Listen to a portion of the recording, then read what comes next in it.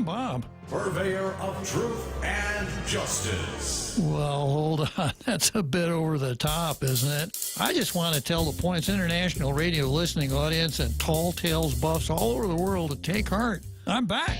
Tall Tales airs afternoons at 4 right here on The Point. Ray says set your radio to 93.3 FM and forget it. You needn't touch it again. The Point is KUSG, Hagåtña, Guam, 93.3 FM and 104.3 HD3. Joining forces to fight COVID. I'm Mary Corsetti, Fox News. The G7 summit wrapped up in the UK Sunday. President Biden speaking about the G7's commitment to provide the world with 1 billion COVID-19 vaccine doses over the next year, 500 million of which will come from the U.S., and the need to be better prepared for the next worldwide health crisis. We are committed to follow on to do some significant work, including not only how we deal with the distribution and help in getting shots in arms for the rest of the world, but how we're going to deal with putting together a mechanism to anticipate and deal with and be aware of the next pandemic when it comes along, and there will be others. Biden is now in Brussels for the NATO summit on Monday. He then meets with Russian President Vladimir Putin in Switzerland on Wednesday. Plus, government numbers show air travel approaching pre-pandemic levels as more Americans get vaccinated and restrictions ease. The TSA screened over 2 million passengers on Friday. That is the highest number since March of last year when the pandemic grounded much of the nation. It's yet another sign that the country is reopening after a year in lockdown. But it does come as the country nears another grim milestone. The virus has now claimed the lives of nearly 600,000 Americans, and the global death toll is topping 3.7 million. Fox's Ashley Strohmeyer, and a record-breaking number of migrants continue to pour into the southern border. 180,000 migrants apprehended at the southern border just last month alone. That is another 20-year high. One woman telling me she was from El Salvador. Some of the young men telling me they were from Honduras. The Rio Grande Valley sector, the busiest along the entire border area. And in a sign of some growing frustration, McAllen actually just elected its first Republican mayor in more than 2 decades here. McAllen is a strongly Democratic stronghold. Fox's Bill Malugin reporting from Texas. America is listening to Fox News. When's the last time you looked at your homeowner's insurance? A homeowner's policy protects much more than just your house. It also protects you against claims from someone being hurt on your property. If a visitor is injured at your place, how much are you covered for? The smart thing to do is get the answer today. That's the Insurance Extra Point. Get out there and make something good happen today by calling Guahan Insurance Services at 475-1162 or visit us at the Camacho Landmark Center in Tamuning. Do you dread waiting in those long, inconvenient lines? That's why you won't find them at Bank Pacific. We're back to our pre-COVID Monday to Saturday hours with all of our branches open. You know, that where others put branches, we place roots thing.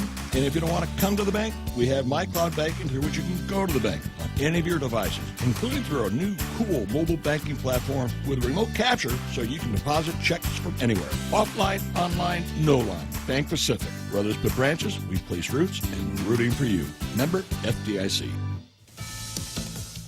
Well, National Geographic adds another ocean to the world map. Fox's Jeff Manasso explains. Since National Geographic began making maps in 1915, it's recognized 4 oceans: the Atlantic, Pacific, Indian, and Arctic Oceans, though now recognizing the waters around Antarctica. Waters previously viewed as an extension of the Atlantic, Pacific, and Indian Oceans, though scientists say the unique nature of the Antarctic waters, largely due to the currents that flow there, known as the Antarctic Circumpolar Current, makes the waters colder and slightly less salty, which helps store carbon deep in the ocean and has a critical impact on the Earth's climate.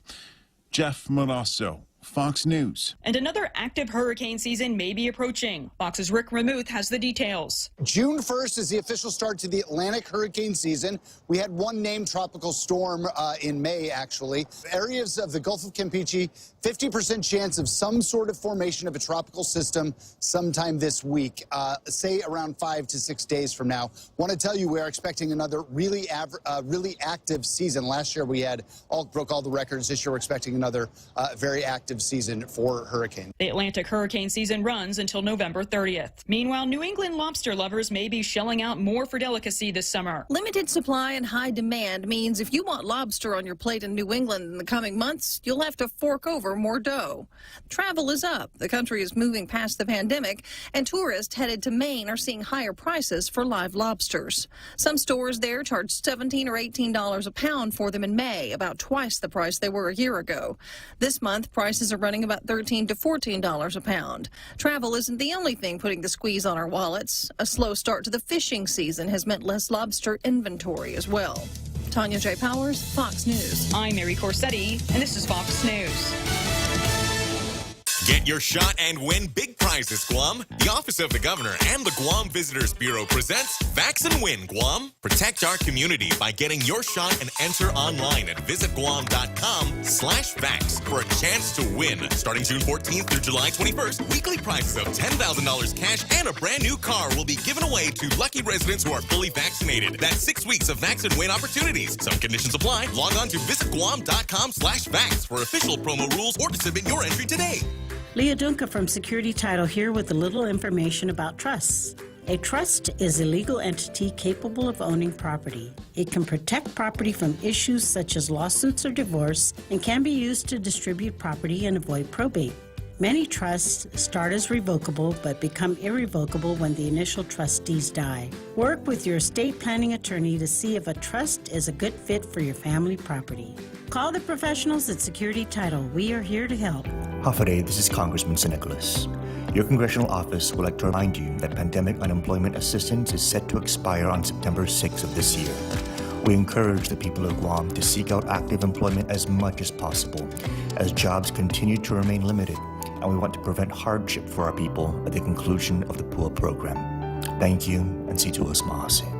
This ad was paid for with official funds from the office of Congressman Michael F.Q. San Nicolas. Tall Tales with Bob Klitzkie is brought to you by Guahan Insurance Services. Welcome to Tall Tales with Bob Klitzkie, the only show on talk radio where common sense is a lot more common. Phone lines are now open at 888-TALK. That's 888-8255. And now, The Point proudly brings you Tall Tales with Senator Bob Klitzkie. A well-regulated militia being necessary to the security of a free state, the right of the people to keep and bear arms shall not be infringed. Oh boy, it's Monday.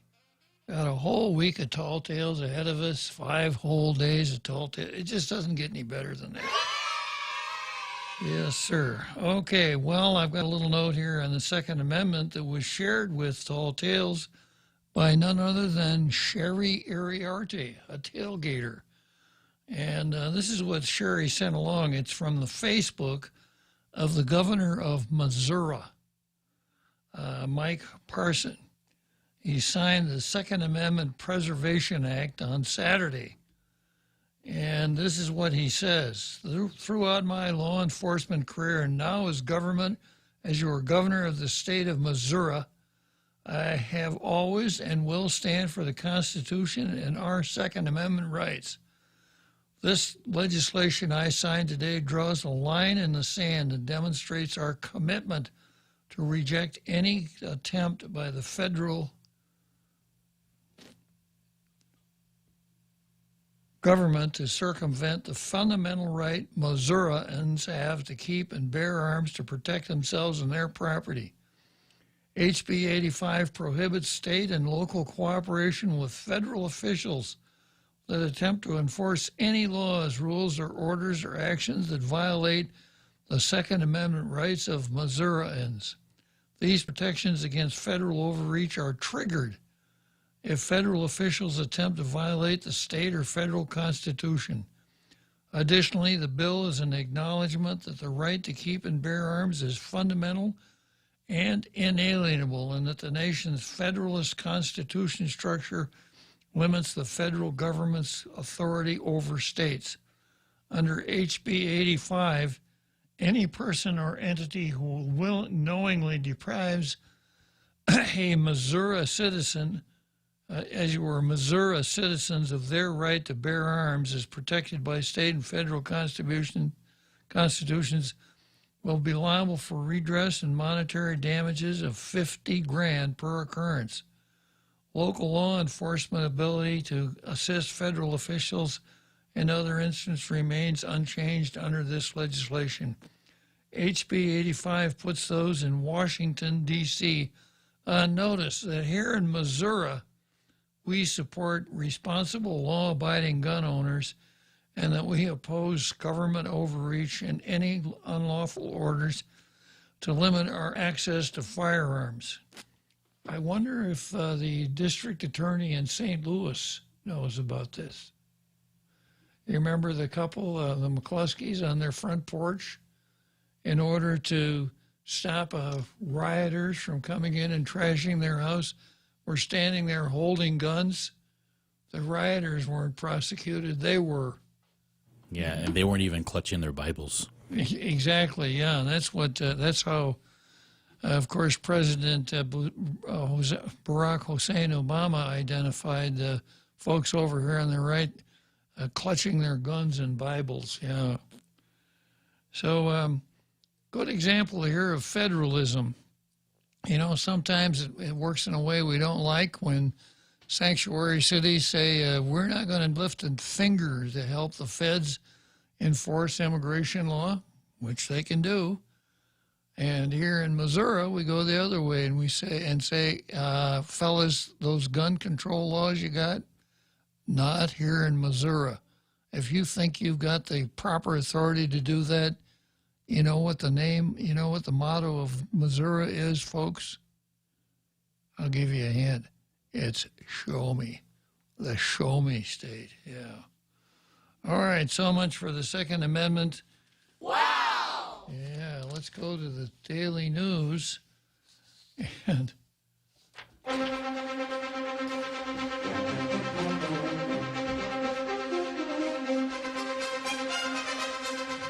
once again, we have a news story masquerading as an editorial. Veterans living on Guam don't have it easy when it comes to dealing with the U.S. Veterans Administration, especially when it comes to health care service they've earned in service to the country. One big problem is Guam's veterans can't resolve most of their problems with Veterans Affairs on island, which means they must deal with officials in Hawaii. The distance and the time difference make it difficult for veterans to resolve their issues and get the help they need and deserve. Guam's community-based outpatient clinic has been unable to adequately serve veterans since it opened, always lacking adequate staff and resources. And many veterans have issues simply trying to apply for benefits and compensation. This is what Mark Pangilinan says. I've never heard or seen anyone who has applied for VA benefits get passed on the initial application. The average is 2 or 3 tries, said Mark Pangilinan, who served in the Air Force for 11 years, but as far as I know, has never operated an auto agency, a drugstore, or a Ben Franklin store. A different Mark Pangilinan. This is Pangilinan, G-E-L, a G-E-L Pangilinan, not a G-I-L Pangilinan.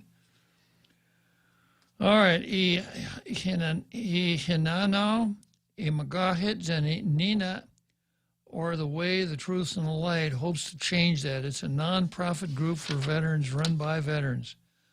The group recently started an outreach program aiming to educate, and once again, this is just a pure news story. It's good news, but it shouldn't be on the editorial page. And the prime mover here is a guy named Bill Salisbury, and his phone number is 777-9630. So I'm not going to spend any more time on this news story. As a news story, it would never make the card. Okay, let's see what the Post is working with today. About the same thing. There's no one right answer for domestic violence victims and survivors, and that's okay. It's understandably hard to admit when there isn't a perfect solution or silver bullet to a major problem, something that we're never troubled with here on Tall Tales. Not at all. But accepting truths, even when they're inconvenient, is critical to solving long-standing and deep-rooted issues in our community, such as the presence of an escalating cycle of domestic violence. We acknowledge and applaud members of the social work community who deal with victims and families every day, who were frank in speaking with the Daily Post. Their message was clear. There's no one right answer, no single correct action for everyone who is assaulted by a loved one. Those of us outside looking in may feel motivated to push for wives to move out of an abusive home. We want to be steadfast in our convictions because we feel like our friend's life is in danger. With a recent homicide allegedly stemming from a romantic partner, the sentiment feels justified. But we also have to recognize this isn't our decision to make. And there are understandable motivations behind whatever victims decide for themselves. Perhaps even not reporting the violence to law enforcement. As social workers have said, sometimes parents don't want to disrupt the lives of their children. Maybe there are financial issues at play. Even though services and programs are there to help with these situations, that shouldn't force any victim to respond with something with which they're uncomfortable. Yeah, any victim, they are, yeah. Instead, professionals say allies can do their part by understanding and recognizing what abuse is in its different forms, be it physical, emotional, sexual, or financial. Many victims don't realize they're not in a normal relationship to begin with, which can prolong any cycle of abuse. Growing up on Guam, many families teach and expect unhealthy habits that can hurt others down the road. Bottling up our feelings and attempting to handle violence, molestation, and harassment behind closed doors is commonplace for a lot of people. Fortunately, we have good role models in our government who would never do important things behind... Wait a minute, that's not right. Yeah, the legislature has showed the way about doing things behind closed doors. Pay no attention to those 14 people over there behind that locked door. They don't know what's going on. A coworker, relative, or friend will do. As where social workers say having someone trusted ready to listen and validate a victim's feelings is the best first step. A coworker, relative, or friend will do. Losing your sense of empowerment is part of being a victim of domestic violence. Those who are trying to help victims should focus their efforts to help their loved ones regain that sense and not force them to accept advice or respond to judgmental comments. And whenever a victim is ready to seek help, there are a number of programs and groups ready and willing to assist. Shelter can be provided. Preparations can be made to eventually leave an abuser. Legal work can begin to obtain protective orders and so much more. But so much more can also be done by our government, of course. While there's a variety of nonprofit organizations and government agencies on hand, both those mired in this important work and victims have shared need to expand these efforts. No man, woman, or child in fear of their safety should have to be placed on a waiting list because time is of the essence in a cycle of domestic violence. There is also clear room for improvement on the part of our criminal justice system. Habitual and repeat offenders need to understand their crimes won't be tolerated. Favorable plea deals that put abusers back out on the street need to be limited. Victims should be able to trust that police and prosecutors will do their part to protect our island and not worry that their criminal complaints will be met with hesitation even if there isn't an airtight case with irrefutable evidence. People who have been abused have lost enough dignity already without having to deal with even perceived mistrust from law enforcement. Dignity seems to be the key word nowadays. We also can help collectively to break this generational cycle by reaching out to our kids. Too many who are witnesses or victims themselves of domestic violence. Programs such as youth mental health first aid are a great start, and we hope recent efforts to expand and sustain such programs continue. Recognizing and understanding normal, healthy relationships from a young age will go a long way to help rescue victims today and help prevent children from becoming victims when they do, when they too have romantic partners. Now, I'm going to stick something in here myself, and I can understand why they didn't do it. The Catholic Church has an important role when it comes to appropriate family living. The Catholic Church has dramatically fallen down on that part of its ministry, going back to the beginning of the Apparon era. And I wonder if things have improved at all since Apparon is gone. What do you think, Jose? I'm going to say remains to be seen. I think the jury's still open. Well, you know, there was a time when most of the folks on the island were Catholics and went to Mass every Sunday. And if nothing else, the message of the Catholic Church is love. Love your neighbor, love your family, love one another as you love yourself. So I don't see that here in the editorial, but I can certainly understand why. If you or someone you love has experienced domestic violence, call or email the local programs available to seek help and information. These groups should not require the filing of a police report just because you've reached out to them. Advocates are there to help your situation in the way that's best for you. There's no cookie-cutter violent relationship, so there can't be a cookie-cutter answer either. But taking the first steps towards healing, even if they aren't perfect, will undoubtedly save lives. Well, it is a serious problem, and we keep seeing statistics that, you know, we may not lead the nation in much, but this is one of the places where I think we're in the top 2, family violence.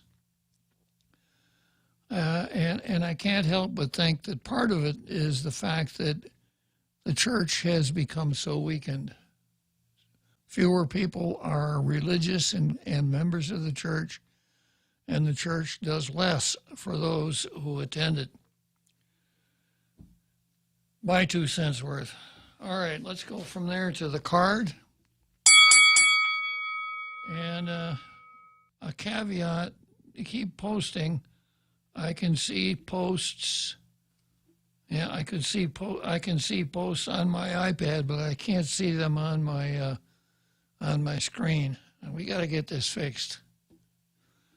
So if I don't pick up on your post right away, of course you can always dial 888. You can always dial 888 talk and say, "Hey Bob, will you take a look at my post? I don't feel like calling in." Yeah, let's see what I can do. All right, here's today's card. We start out with none other than Steve, who doesn't need a Steve versus. It's Steve is enough all by himself.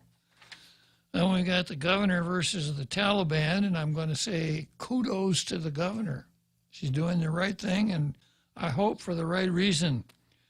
We've got GPA versus gamblers.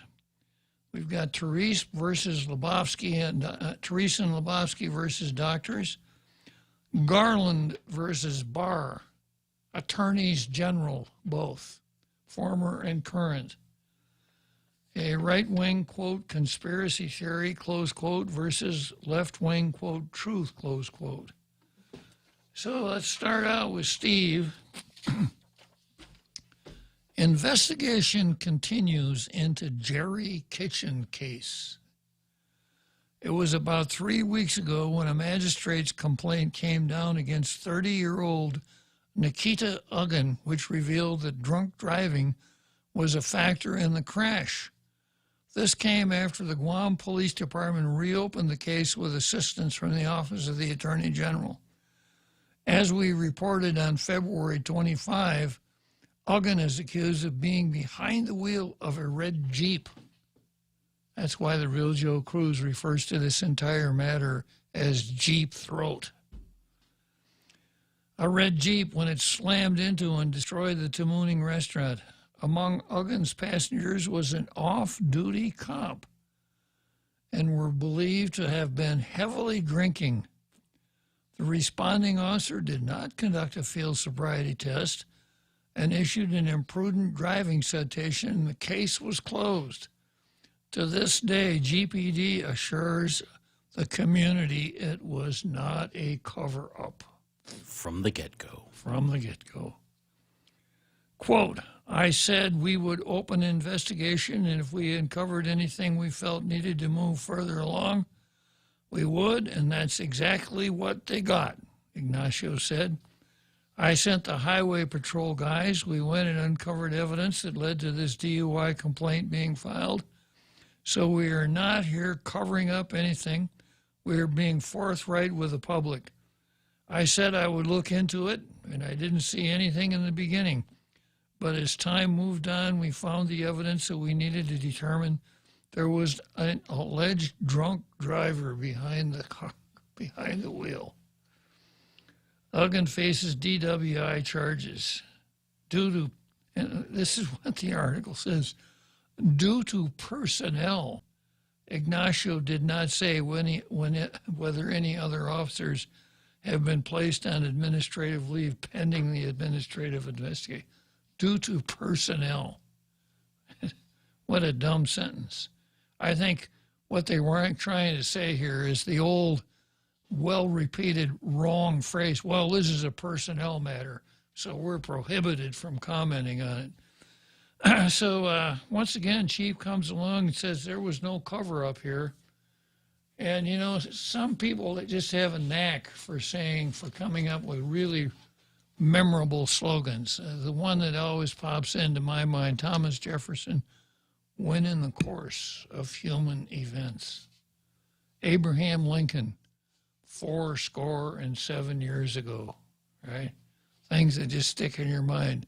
Nathan Hale, give me liberty or give me death. Patrick Henry, I regret that I have but one life to give for my country. Steve Ignacio, we are transparent and accountable to the people, as you were. Steve Ignacio, I have no information, even from the get-go, that there was a cover-up in this crash. Wow, you know, a good Hollywood screenwriter couldn't have scripted this any better than what happened. Once again, to review this classic case, 1 o'clock in the morning, a red Jeep is heading north on Marine Corps Drive.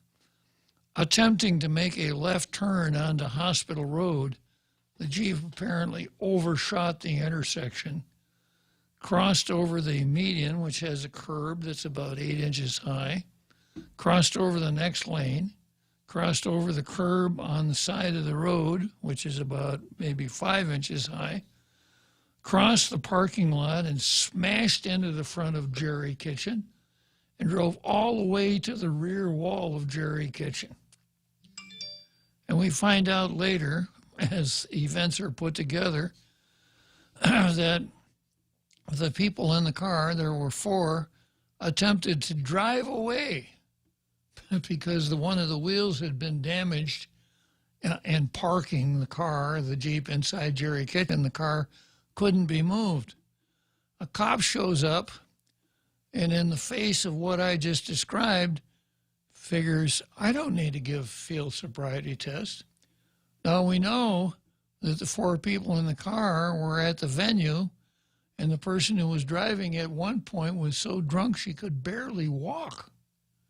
she must have really sobered up between the venue and Jerry Kitchen, which is at the speed they were going about a 30-second drive. I'll have what she's having. Yeah. So the officer on the scene issued later. There's a correction. He issued a ticket for speeding 45 in a 35.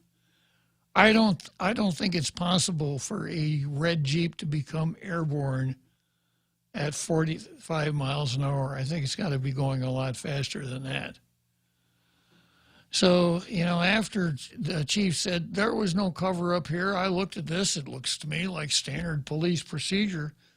They called in the Attorney General. The Attorney General looked at the interviews, reviewed surveillance film from nearby businesses and determined what actually happened. Went to the venue, got surveillance film there, and determined who was there, how much they had to drink. But Steve is still sticking with... There's a weird discrepancy in this story here. Uh-huh. He, and I quote, "I sent the highway patrol guys. We went and uncovered evidence that led to this DUI complaint." Now, does the AG's office and the chief work in tandem together? Well, we don't know. But we do know that when he decided to reopen, he said he was going to send it to the AG for investigation. Now, given the reporting here, talking about due to personnel, it's always difficult to know whether you're dealing with something that's really out of socket or just somebody who didn't do a very good job of reporting. So in this particular case, I'm willing to go along with what Steve said here, that when the traffic guys investigated this, they found perhaps under the supervision of the Attorney General. So one more clarification. There was the initial investigation at the time of the incident. Yeah. I thought there was a second investigation where what was that name again? Improper driving or imprudent. Imprudent driving was cited. And then the DUI, I thought, was from the third investigation. That's the way I remember it. Okay. Yeah, right. That's the way I remember it also. The third time was the charm. No cover-up. Yeah, no cover-up. So this is not going to go away, Steve. This thing, it just stinks. Everything about it just stinks. And the fact that there was a cop in the car, every suspicious mind on the island is saying, yeah, of course he didn't cite the driver for DWI because she's a cop. So was there some fast changing of seats and corroboration of stories, etc., so that Nikita Uggan took the fall for the cop, the cop named Tetlahi in the car? Maybe we'll find out in the fourth investigation. Maybe, yeah. But the whole thing is really, really bad. Poor Jerry in his kitchen. All right, let's take a short break here.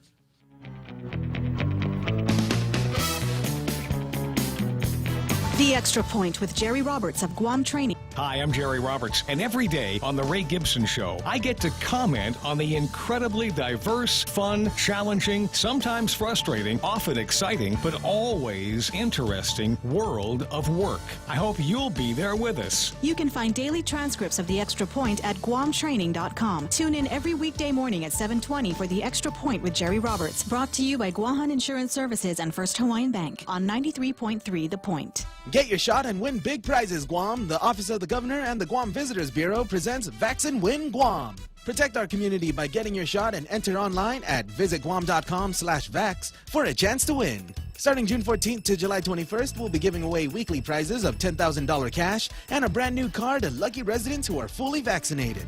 That's 6 weeks of Vaccine Win opportunities. Some conditions apply. Log on to visitguam.com/vax for official promo rules or to submit your entry today. Let's Vaccine Win, Guam! Welcome back to Tall Tales with Bob Klitzkie, Guam's single voice of reason. Call now, 888-TALK. That's 888-8255.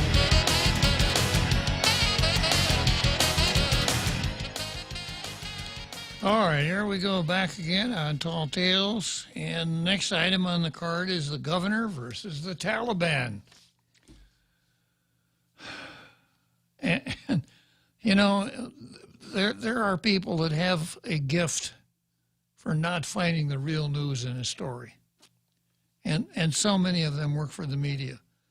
So here's the Daily News. Guam needs say if Afghans transition here, which is not what the article says at all. Not at all. It's not an ultimatum. The governor's not playing hardball here, and that's why I said I'm going to give her kudos today. Guam is ready to accept Afghans and their families that must be evacuated as part of the U.S. drawdown process, the governor said. Now I'm going to come back to the part that's really bad. She said, here's what the governor said. I write to commend your decision to end our nation's longest war and finally bring home our brave men and women serving in Afghanistan, the governor wrote. Recently, it has come to my attention that some congressional members have suggested that a task force be established for the visa management and evacuation of our Afghan partners during this drawdown process, and in particular that Guam may be considered a temporary site before our allies move to permanent locations within the United States. About 18,000 Afghan individuals are awaiting entry into the United States through the special immigrant programs, not including spouses and children. These are people who worked with the U.S. Armed Forces as translators or interpreters in Afghanistan. The Military Times reported that federal lawmakers, including Guam Delegate Mike St. Nicholas, want the Biden administration to begin transporting Afghan allies to a safe zone, possibly Guam. So I'm just going to take the story on this, and then I'm going to come back to, once again, we find some horse apple picking here. Not cherry picking, but horse apple picking. So I compliment the governor. She's doing the right thing. And I've said more than once, the last time was a couple days ago, what I'd like to see, I'm not saying this is what the governor should do or anybody else should do, but this is what I'd like to see. I would like to see us presenting ourselves, us being Guam, the government, all of the folks who live here, etc., as tough, capable, hardworking people that can survive extreme challenges. People with conscience, a sense of gratitude, who are willing to do the right thing when called upon, or even when not called upon. A patriotic group of people who, I'm going to go back to Tony Palomo. Bavacqua wrote about Tony Palomo on Friday. It's a guy I knew really well. During the time I was legislative counsel, he was a senator. When he ran for Washington delegate, I was on his campaign committee. So I know Tony pretty. This was 41 years ago, but seems like yesterday, 1980. Yeah. And one of the things that Tony used to say was,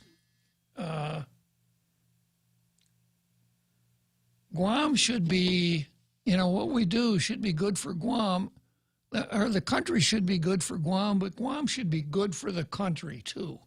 Guam should be good for the country. And I agree with that 100%.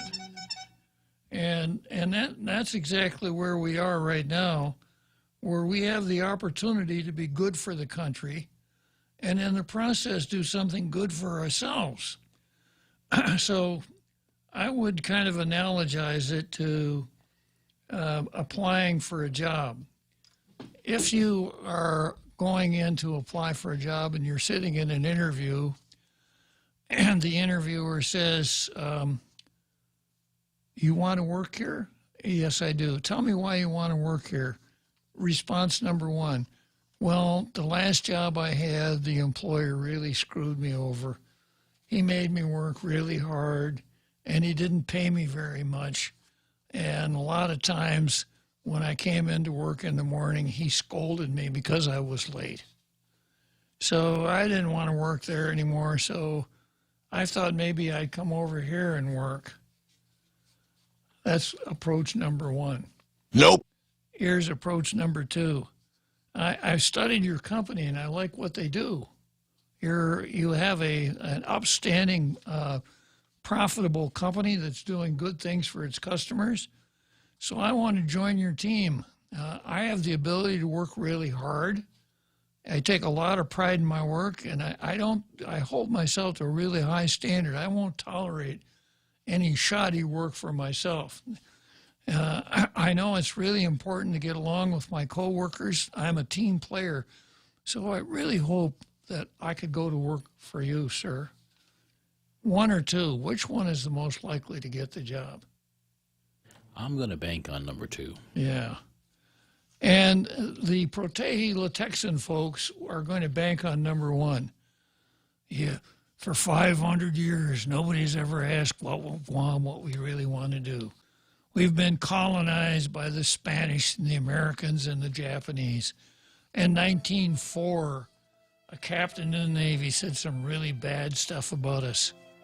The Organic Act was foisted upon us. It was imposed on us that we never had a chance to say what we wanted.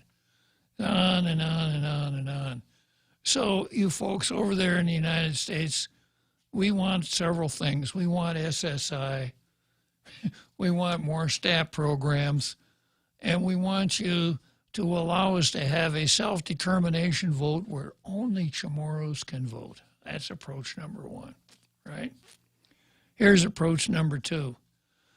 We've been a part of the American family since 1898, and being part of the American family has been good for the people of Guam. We are now one of the most prosperous islands in the entire Pacific Basin, and much of that is due to the fact that the red, white, and blue flies over our island, which makes us very happy and very proud. We're good citizens here. We've enlisted in the armed forces to a degree that's seldom seen in any other community in the country. We're tough. We've had some really horrendous typhoons. We had a bad earthquake back in '93. We're able to weather all of these natural calamities and come out on the other end smiling. A couple of years ago, we went eye to eye with Kim Jong-un. We didn't get scared. We went eye to eye with Kim Jong-un, and he blinked first.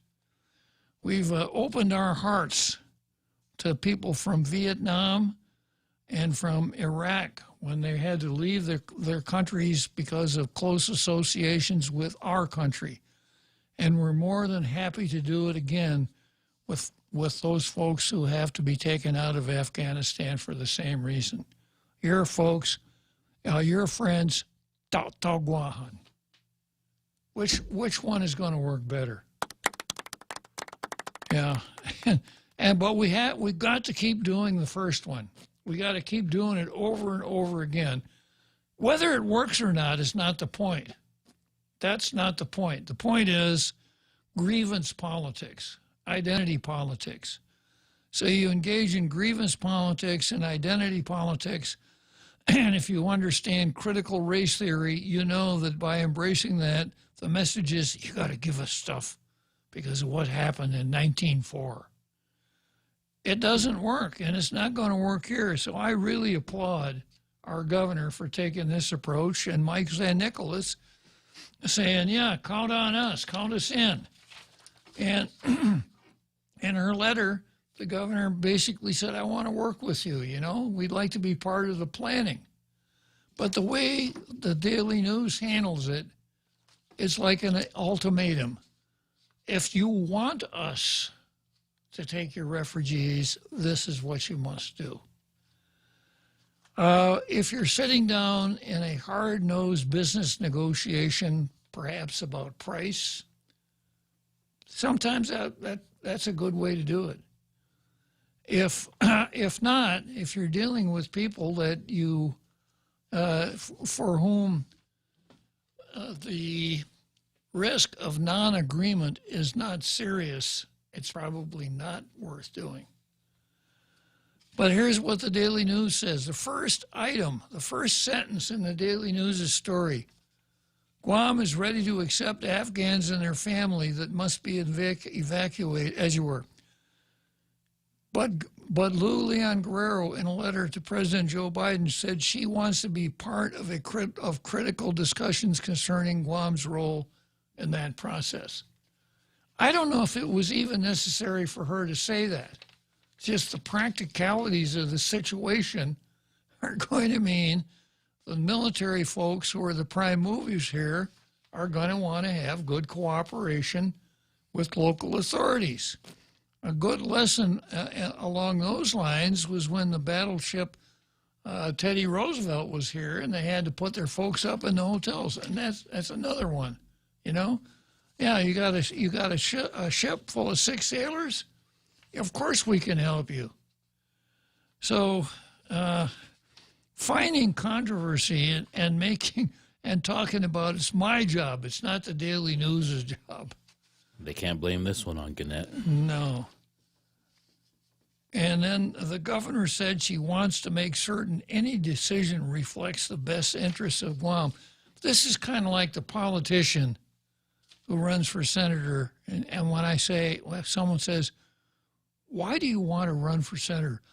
I want to help the people. I want to do what's best for people. Knowing for sure that most of the people who run for senator say things like, the hell with the people. I'm in it for myself. So not a very good job here, Daily News. Not reporting the news, attempting to make the news, attempting to be an advocate rather than a reporter. Now, I know, Matt, they're playing to their base. I don't see the name Anamita Carr as a byline anymore. This is the kind of stuff Anamita would write. Always finding that protege dimension in the story. And by the way, Bavakwa has been dead silent on the Afghanistan matter. Protege has been dead silent on the Afghanistan matter. So does that mean that we're going to see people out on the side of the streets with signs saying, welcome Afghanis when they pull in instead of their usual grievance policy signs? Okay, next we go on to GPA versus gamblers. The Power Authority has determined that 7 employees engaged in online gambling using an app they downloaded on their personal cell phones and have received written instruction and caution in accordance with personnel rules regarding such offenses. The employees used the app for different lengths of time last year, but generally began after the pandemic started. A memorandum of interviews within GPA's internal audit office shows some employees either were introduced to the gambling app by law enforcement or knew that police officers, firefighters, court marshals, and military personnel were using it and didn't think they were doing anything wrong or illegal because of that. Yeah. Guam, I wonder if one of them was an Officer Champion that did the investigation at Jerry Kitchen, or responded to Jerry. He responded to Jerry Kitchen. Fire Department spokesman Charika Chargaloff said GFD had not received any inquiries referring to GFD employees being involved in the gambling app. A response from the judiciary of Guam is pending. Title IX, Chapter 64 of Guam Guam law outlines punishments for gambling, and GPA personnel rules bar gambling on its premises. The GPA Internal Audit Office interviewed 11 employees about gambling at the worksite before identifying the 7. From the 11 employees interviewed, 8 indicated they were aware gambling was illegal and a violation of personnel rules. 3 said they learned that only during the interviews. While no GPA-issued equipment or resources were used, some activity did occur on government premises, according to General Manager John Benavente. Senator Clinton Rigel wrote to Benevente in early March informing him that an anonymous letter submitted to lawmakers alleged that GPA managers and employees were engaging in a gambling group during work hours. Benevente promised an independent investigation would be conducted by the GPA internal auditor. These claims came on the heels of gambling allegations at other agencies and the termination of Wanpat Airport Authority police officer Jericho Santos. Yeah, so when this allegation came forward for Santos, for Jericho, the walls came tumbling down. In fact, the GPA internal audit report cites the same poker app named in the Santos termination papers, Poker Brothers. The audit report states that Poker Brothers uses a play money model, but club agents can process deposits and withdrawals by attributing real value to Poker Brothers chips. Kind of like you do when you're playing poker at your buddy's house and you use poker chips, right? And then exchanging them for cash after the game is finished, effectively making the club a real money club. According to the audit memorandum, the Personnel Services Administrator called a meeting with her supervisors to ask if they had any knowledge of gambling in the Human Resources Division. One employee asked to meet after lunch and admitted he downloaded the gambling app on his phone and knew of others who did the same. These employees also wanted to meet with the administrator. They admitted to downloading the poker app and using it between July 2020 and October 2020. 2 of the 3 employees who came forward were named in the anonymous letter, but all 3 said they played during their leisure time and not during working hours. They said others were involved, but they did not want to identify them. None of them named Captain Renault. Yeah. The usual suspects. I'm shocked. Yeah, sometime when I have time, I'm going to talk about a case called Garrity versus New Jersey, which obviously these folks don't know about. All right, let's take a short break here, and we'll come back to the Power Authority. Hey, big news! Now you can listen to The Point on radio.com. And radio.com gives you so much more. Local news stations give you what's going on in your community, yet national news from CBS, CNN, or Fox News Radio. Take a break with one of the hundreds of music, sports, and talk stations. Love podcasts? Radio.com has thousands of true crime, comedy, kids and family podcasts, and more. Listen anytime, anywhere. On your PC, smart speakers, and a variety of connected devices. Or download the Radio.com app now from the App Store or Google Play. Busy week? Mezcla Bistro in Tucumán has you covered. Let us take the worries out of your dinner meal planning. Check out our daily specials or enjoy some of your local favorites. Plus, receive a free kids meal with each adult dinner entree purchased Monday through Thursday. Call 969-2652 for more information or to make a reservation at the Grand Plaza Hotel in Tucumán. And don't forget, Jack Larimer is live every Saturday night. Mezcla Chamorro Fusion Bistro, a true taste of Guam.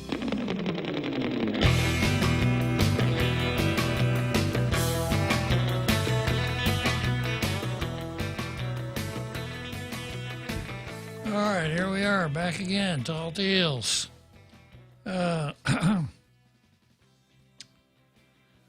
Picking up in the middle of this article here, others were involved, but they did not want to identify them. Another employee, described as the boyfriend of a named individual in the anonymous letter, was identified by both the Personnel Services Administrator and Assistant General Manager of Administration. 4 customer service employees confirmed they engaged in online gambling with their phones. One employee said she was introduced to the game by her partner's cousin and did not think it was illegal because GPD, GFD, and military members were involved. The employee played during her breaks and lunch hour, suggesting she must have been doing it on GPA property. One employee said As you were, 3 employees from Human Resources disclosed to the Personnel Services Administrator that they participated in online gambling, but the audit office interviewed only 2 of them. The third stated she acquired legal counsel. How interesting. You're not going to, all you got to do is hire a lawyer and then you're out of it. No interview, no nothing. One of the HR employees said he was introduced to the app by a GPD officer who was linked to an airport authority group. He did not believe he was doing anything wrong and stated he played during his leisure time away from work. Another employee said he began participating in July 2020 and that the group was run by a police officer.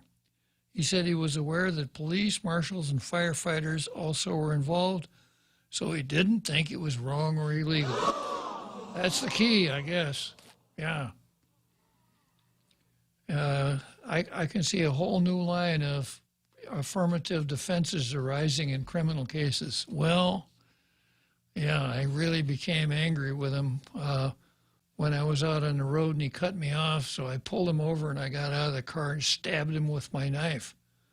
But I understand that police officers and firefighters and military people have done the same thing, so I didn't think it was wrong. At the Transmission and Distribution Division, the boyfriend of one of the HR employees stated he only watched a friend play the app and wasn't involved himself. But another T&D employee said he knew online gambling was illegal when the news came to light. He said he used the app after hours and during lockdown, meaning he must have been one of the lucky ones who got to stay home and play with Proker Brothers on the clock. The Port Authority of Guam and Airport Authority have also disciplined their employees for engaging in gambling. GPD is conducting an administrative review after one of its officers was named by federal authorities. Steve Ignacio, the chief of police, commented by saying, "I have no information, even from the get-go, that there was a cover-up in this crash." Yeah, I don't know if this is true or not, but somebody who knows Steve said that he was up at Steve's house in Dadido, kind of wanted to take a look at Steve's motorcycle. And Steve was sitting in a lawn chair out in the yard, and he, was really comfortable, and he must have nodded off because he was asleep. So according to this person that I know is a friend of Steve's, he went over and shook Steve and woke him up. And as soon as Steve woke up, well, he just immediately said, "I have no information, even..."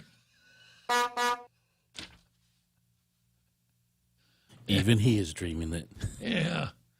Yeah. Steve, what do you have to say? Good morning, Steve. How you doing? What do you got to say for yourself? I have no information. Yeah. From the get-go. Yeah. What's interesting is they can do this now. Did these employees use their phone on their own service, or were they tacked on to the Wi-Fi service of GPA? Exactly. That's another caveat there. Exactly. Yeah.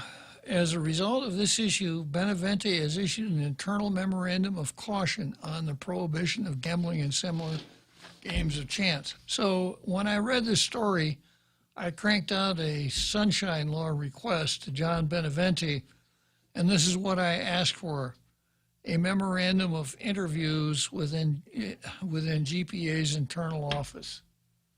Now, if the newspaper got a hold of this, I don't know why I can't. So we'll see where this one goes. Okay, next we've got Lebowski versus doctors. This has been on the card here for quite a while, and I just wanted to draw your attention to something here.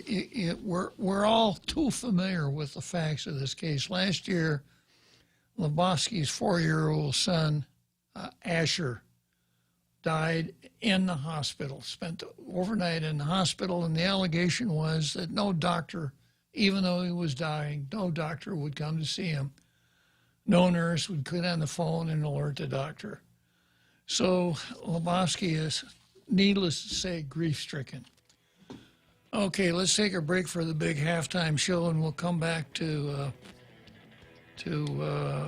what's his first name? Can't remember.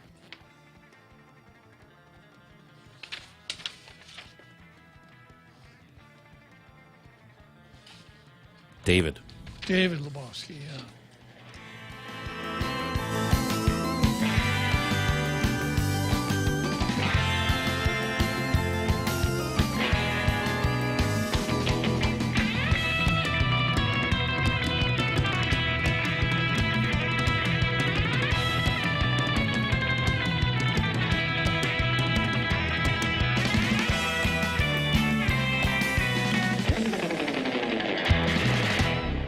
The Point is KUSG, Hagåtña, Guam, 93.3 FM and 104.3 HD3. World leaders standing up to China. I'm Mary Corsetti, Fox News. Leaders at the G7 summit unveiled an infrastructure plan Saturday for the developing world to compete with China, while also looking for a way to call out Beijing for human rights abuses. President Biden speaking about the G7's approach to dealing with the economic competition presented by China. The G7 explicitly agreed to call out human rights abuses in Xinjiang and in Hong Kong. 2, to coordinate a common strategy to deal with China non-market policies that undermine competition. They've agreed, and that's underway now, how to do that. 3, to take serious actions against forced labor in solar, agriculture, and the garment industries. Florida Governor Ron DeSantis tells Fox's Sunday Morning Futures with Maria Bartiromo he also wants China to be held accountable for issues surrounding the coronavirus. I didn't hear very much in the way of holding China accountable for their role in covering up the origins of the COVID-19 pandemic. I think that's absolutely essential that China be held accountable for their role in that, as well as any bureaucrats in the United States who may have been covering up. Meanwhile, a major development for California's coronavirus pandemic response after 15 months of lockdowns. California Governor Gavin Newsom lifting most of his state's COVID restrictions. The order rolls back rules on masks and distancing, although unvaccinated people are still being asked to wear face coverings in public. No word on how the state plans to enforce that. Newsom was the first governor to issue a stay-at-home order at the beginning of the pandemic. The Democrats' handling of the virus has sparked fierce criticism from Republicans who are hoping to beat him in a likely recall election this fall. Fox's John Scott. Meanwhile, new data from Johns Hopkins University shows new COVID-19 cases are declining across most of the country. Case totals nationally have declined in a week from a 7-day average of nearly 21,000 on May 29th to around 14,000 on Saturday. America is listening to Fox News.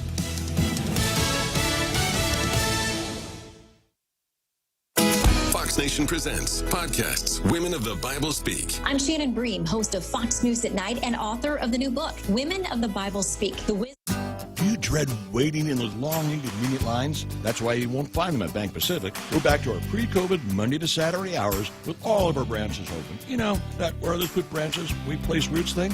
And if you don't want to come to the bank, we have My Cloud Banking through which you can go to the bank on any of your devices, including through our new cool mobile banking platform with remote capture so you can deposit checks from anywhere. Offline, online, no line. Bank Pacific. Where others put branches, we place roots and rooting for you. Member FDIC. Hafaday, this is Congressman St. Nicholas. Your congressional office would like to remind you that pandemic unemployment assistance is set to expire on September 6th of this year. We encourage the people of Guam to seek out active employment as much as possible, as jobs continue to remain limited, and we want to prevent hardship for our people at the conclusion of the PUA program. Thank you, and si Tuos Mahasi. This ad was paid for with official funds from the office of Congressman Michael F.Q. San Nicolas. Once again, coming out on top. Larson right down on the white line, taking the short way around, leaving Keselowski no out, and your all-star winner, Kyle Larson. Sound courtesy of Fox Sports. Larson with the win in the All-Star race, picking up the $1 million prize as a result. Not a bad last 3 weeks for Larson with a pair of Cup Series wins, followed by the win in the All-Star race. Next up for the series, a trip to Nashville for the Ally 400. Ryan Mayer, Fox News. And a Pekingese named Wasabi has won Best in Show at the Westminster Kennel Club Dog Show. Wasabi came out on top of a finalist pack that also included a Whippet, a French Bulldog, an Old English Sheepdog, a German Short-Haired Pointer, a Samoyed, and a West Highland White Terrier. Altogether, 2,500 champion dogs entered the show, considered the nation's most prestigious canine event. It underwent big changes this year because of the coronavirus pandemic, moving out of New York City for the first time since its 1877 founding. This year's show was held outdoors at an estate in suburban Tarrytown. Plus, a legal battle over who gets to be called Lady A. Lady A, the blues singer from Washington, is speaking out about pending lawsuits in an upcoming trial with country trio Lady A over the use of the name. The band, following the George Floyd murder, changed its name from Lady Antebellum to Lady A in light of the conversations around race. And that's when the blues artists stepped in. They tried to work out the issue, but conversations turned into lawsuits. The band then filed a lawsuit asking the court to affirm their right to name the band Lady A. If nothing happens, it's going to court next year. The individual Lady A told Rolling Stone that the band has dug in its heels, and she added that the band doesn't hear her points, and she feels she's getting erased. Michelle Polino, Fox News. I'm Mary Corsetti, and this is Fox News.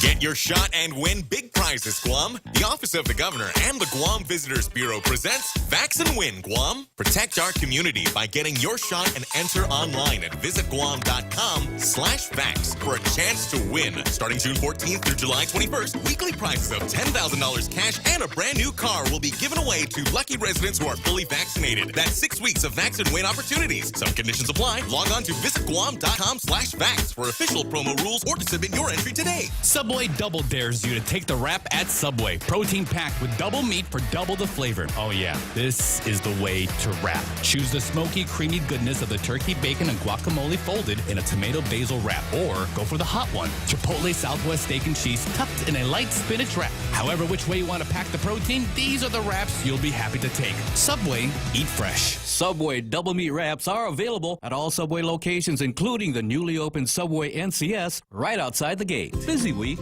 Mescla Bistro and Tumon has you covered. Let us take the worries out of your dinner meal planning. Check out our daily specials or enjoy some of your local favorites. Plus, receive a free kids meal with each adult dinner entree purchase Monday through Thursday. Call 969-2652 for more information or to make a reservation at the Grand Plaza Hotel in Tumon. And don't forget, Jack Larimer is live every Saturday night. Mescla Chamorro Fusion Bistro, a true taste of Guam.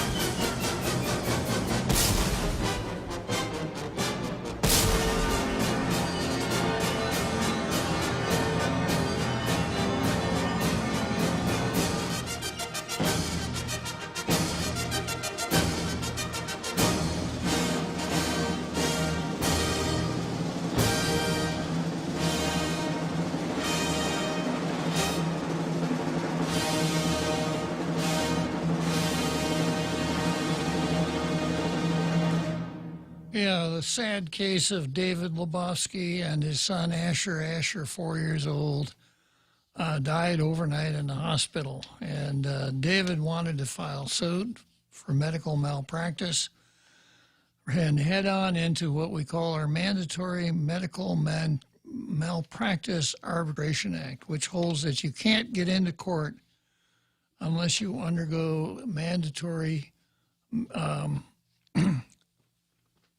mandatory arbitration. And the word is that it costs $50,000 to $80,000 to perfect that arbitration process, which basically is only a key to the courthouse. And it is very difficult to find personal injury attorneys who would take on these cases, certainly on a contingent fee basis. So what it amounts to is people like Lebowski are just shut out. The other side of the story is that the doctors maintain that if it weren't for that act, we would have an extremely difficult time attracting doctors to come and practice here because medical malpractice insurance rates would be so high.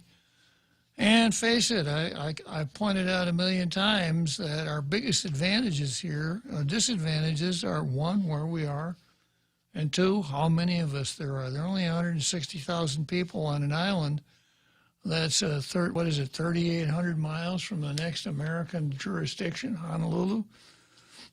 So it probably shouldn't be this way. It wasn't that way for me, I'll tell you.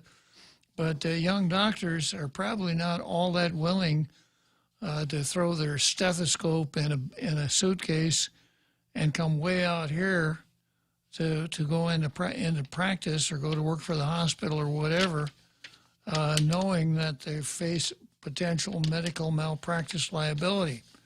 So we can't change the location of the island. We can't change the market for doctor services, but we can change the liability picture.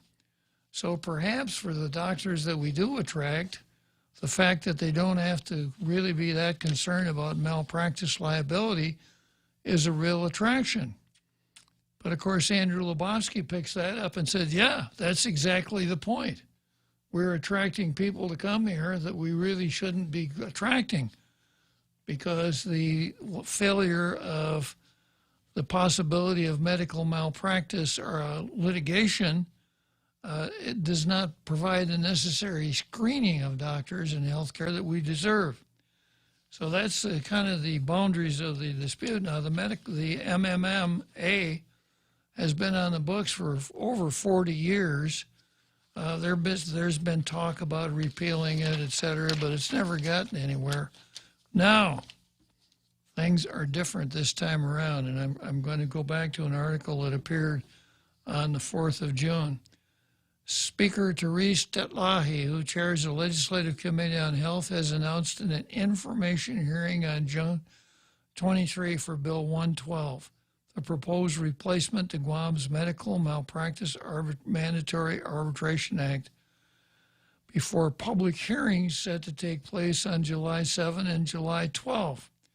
Bill 112 is intended for those harmed by medical negligence who cannot afford mandatory arbitration while ensuring confidential screening and protection of doctors against frivolous claims.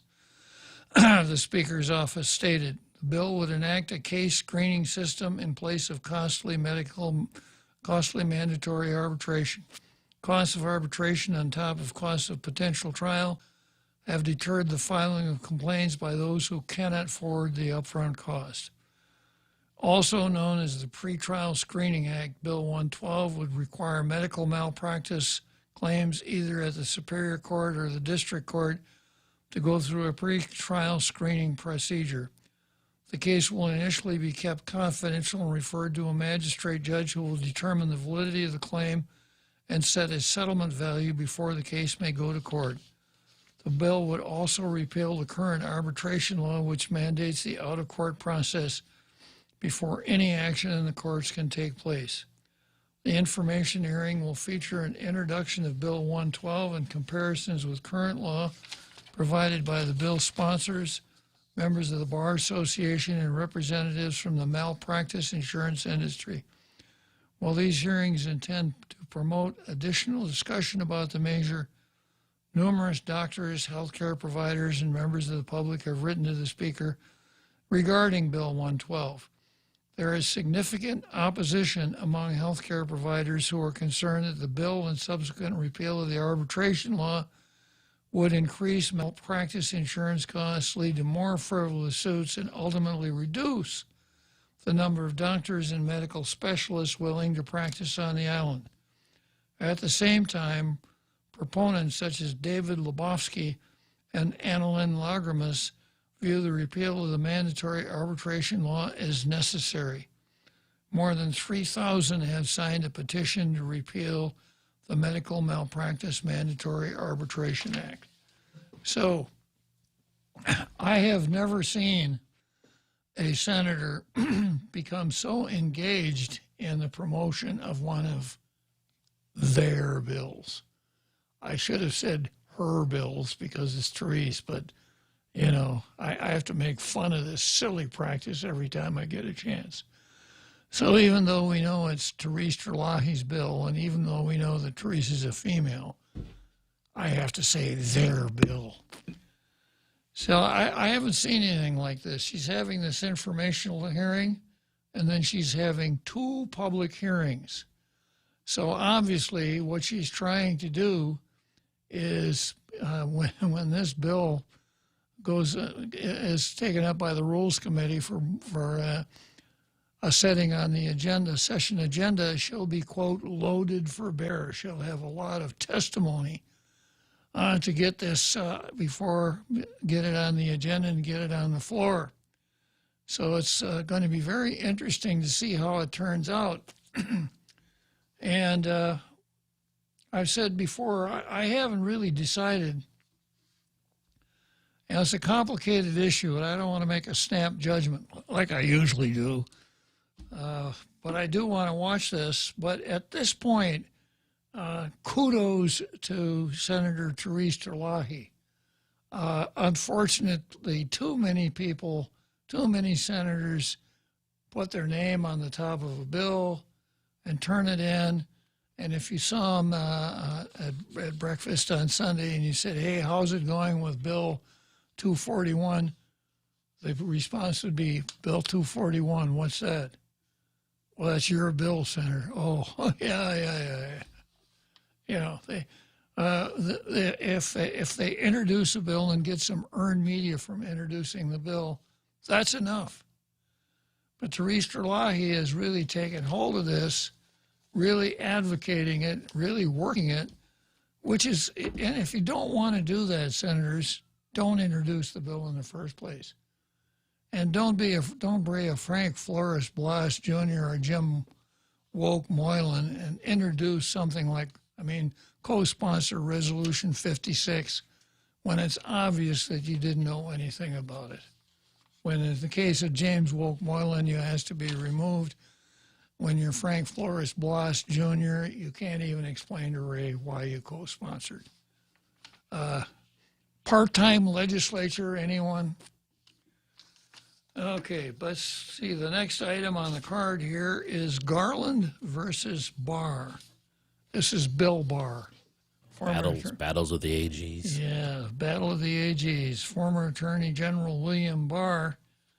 There was a joke about him. Let's see. How did it go?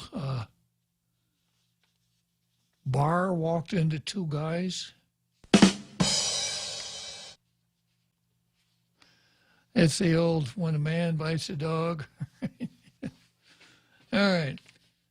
This is from my favorite columnist, Jonathan Turley. I used to have a second favorite columnist, guy who's a liberal, but whose writing I really enjoyed, who was a good writer, a good legal analyst, oftentimes came down differently on legal matters than I did, but that is not a flaw, provided that you can properly present your situation. But I don't pay much attention to him anymore because he was gone he kind of went off the radar for quite a while. But who else put him back on the air but CNN? I think he fits right in with their style of broadcasting. And their thought processes too. You're not referring to Toobin, are you? I'm referring to none other than Jeffrey Toobin. Yeah. Yikes. Yeah. We look on Jeffrey as a real inspiration. That was a little below the belt there. All right, so here's what Turley says. When Joe Biden nominated Merrick Garland to be Attorney General, many, including me, heralded Garland as an honorable, apolitical judge who would follow the law. He was not, the WAPO editors insisted, a lackey who will serve as the president's personal attorney, like Donald Trump's AGs. Garland has indeed followed the law, but some are not thrilled by where it has taken him. President Joe Biden's Department of Justice has adopted some of the same positions taken by the Trump administration that that a host of legal and media experts once denounced. This week, the DOJ sought to replace itself as the defendant in a lawsuit against Trump brought by writer E. Jean Carroll, who alleges that Trump raped her. Now, Barr comes along and says Trump's gone, so the Department of Justice should be the defendant in this case.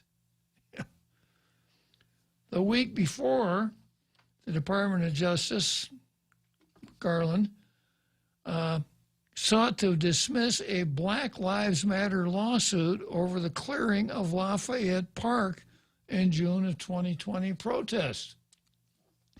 What's this guy thinking of? He's not woke. How did he ever get to be Attorney General?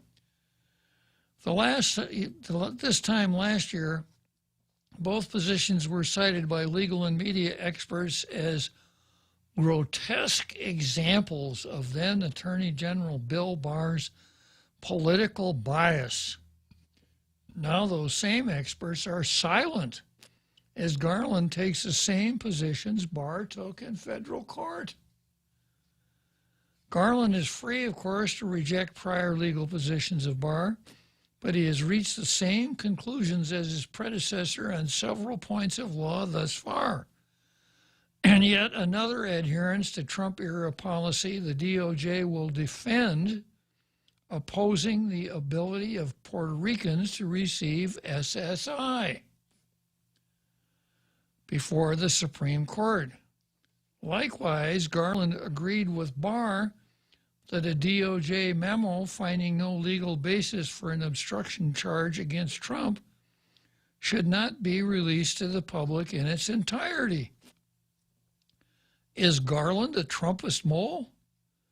Part of some, quote, deep state resistance to his own president?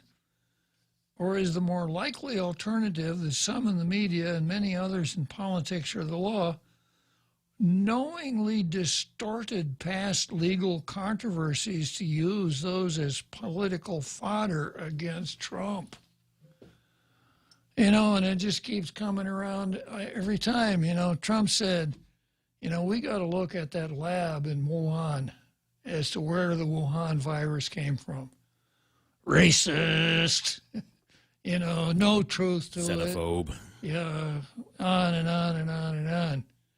Well, now that others are saying it, it's funny, nobody ever said this before. Hexachlorophene, right?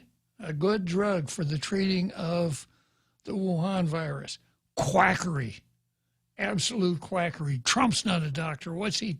You can't put anything on Facebook or Twitter about hexachlorophene because it's just a Trump hoax. No? Not so much. Yeah. So, at midnight on January 1st, a couple of reporters said, "Hey, Donald, what time is it?" And he says, "It's midnight."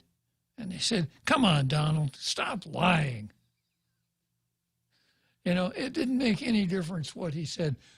President Trump, how do you spell cat? C-A-T? No, that's not how you said K. Nope. Yeah. So no matter what it was that he said, they'd find some way to criticize him, contradict him, on and on. And now when their own folks are saying the same thing, dead silence. Kind of like Protehi and the Afghans. Kind of like Kamala saying, "Don't come to the border." Yeah, don't come. Don't come. Now, let me say it the way Kamala said it, okay? Don't come. Don't come.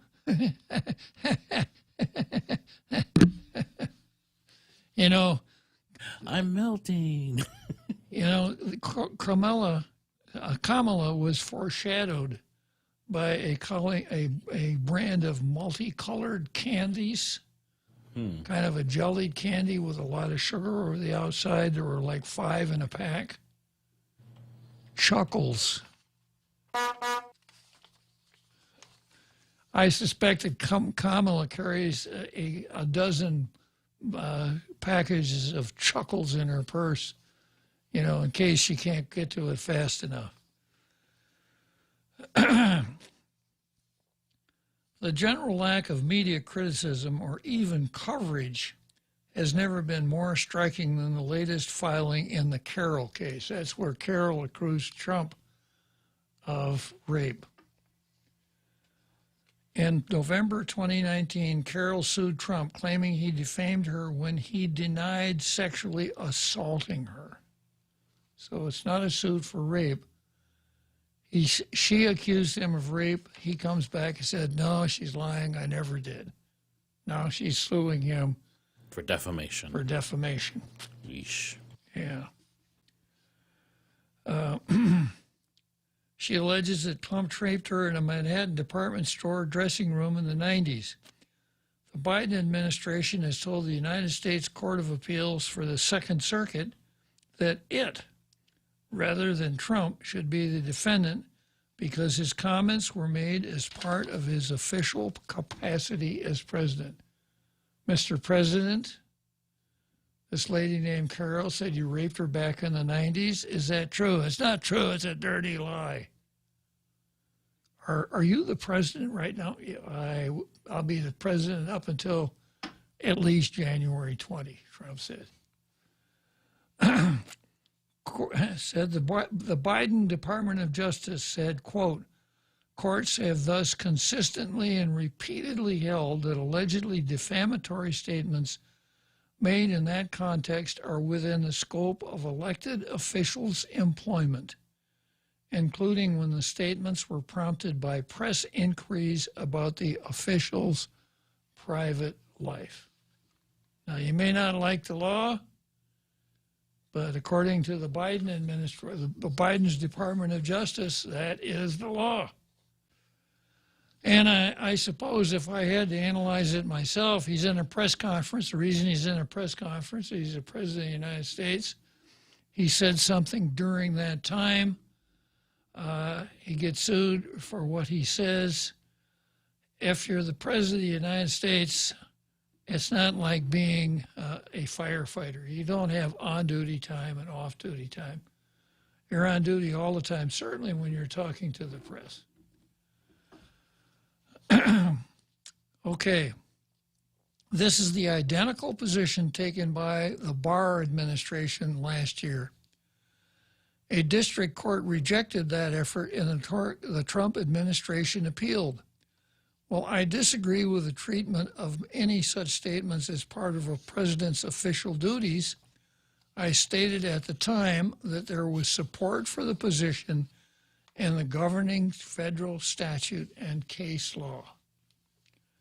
However, some media outlets featured an array of experts who denounced Barr's legal move.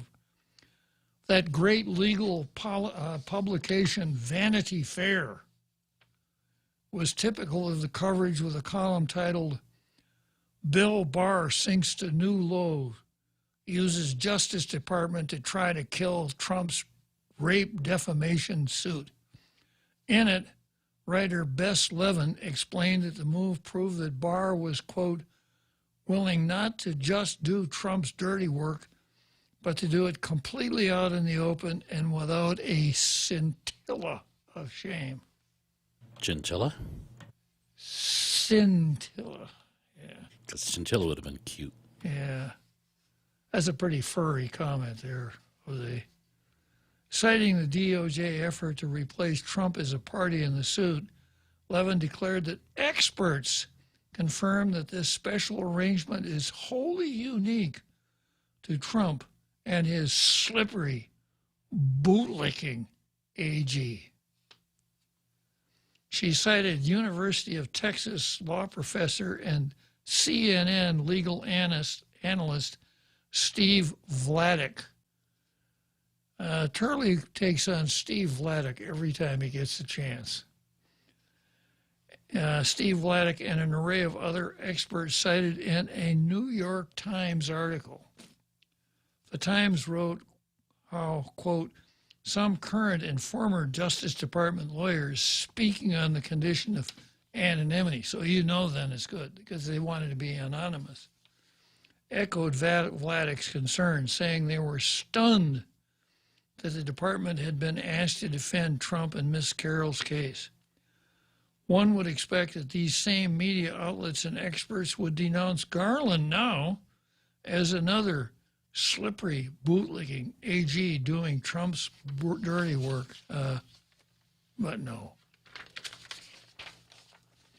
The same is true with the Biden DOJ's recent filing in the BLM lawsuit. Last year, a news story stated as fact that Barr ordered Lafayette Park to be cleared of protesters to make way for Trump's controversial photo op before St. John's Church. From the outset, the Trump-Barr conspiracy had little support, and soon there were reports contradicting it. As I explained in my testimony to Congress on the protest, the plan to clear the park to establish a wider perimeter was due to an extreme level of violence by protesters over the preceding 2 days, including the injury of a high number of federal officers. The violence was so great that Trump had to be moved to a bunker. None of that mattered. Viewers on CNN, MSNBC, and other news outlets wanted to hear that it was all a conspiracy. And this really goes back to Matt's theory. You know, that's what they wanted to hear. They stuck their head in the echo chamber and hollered, "Conspiracy." And what did they hear back? Conspiracy, conspiracy, conspiracy. I'm going to keep buying this paper. They really report the news that I want to hear.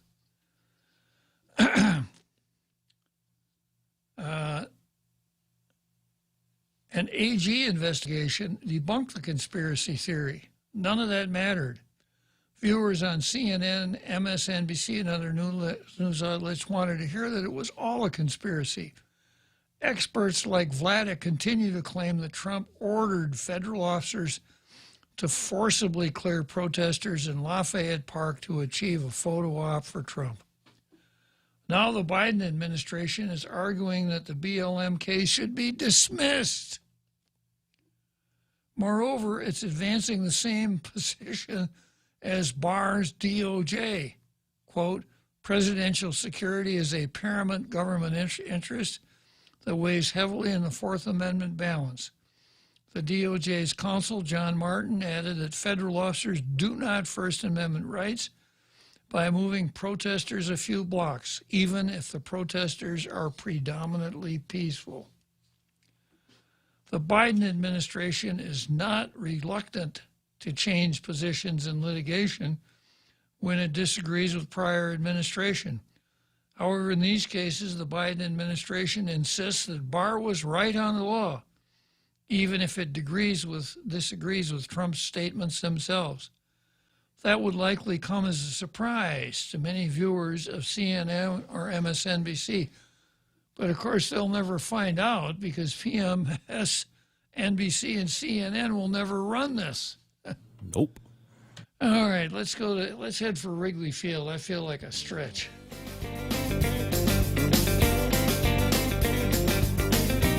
The Extra Point with Jerry Roberts of Guam Training. Hi, I'm Jerry Roberts, and every day on The Ray Gibson Show, I get to comment on the incredibly diverse, fun, challenging, sometimes frustrating, often exciting, but always interesting world of work. I hope you'll be there with us. You can find daily transcripts of The Extra Point at GuamTraining.com. Tune in every weekday morning at 7:20 for The Extra Point with Jerry Roberts. Brought to you by Guahan Insurance Services and First Hawaiian Bank on 93.3 The Point. Circle K brings you the G-Dog. Get ready for a succulent and flavorful street hot dogs made famous in New York City. These dogs are made with 100% all beef and cooked in a delicious blend of spices for a plump, juicy hot dog experience that's bursting with flavor. Visit your nearest participating Circle K and dig in on the best hot dog experience on island. The G-Dog, served from 9 a.m. to 7 p.m. Available at Anigua, Dededo, and Ocean Vista Circle K locations only. Circle K, hey, take it easy.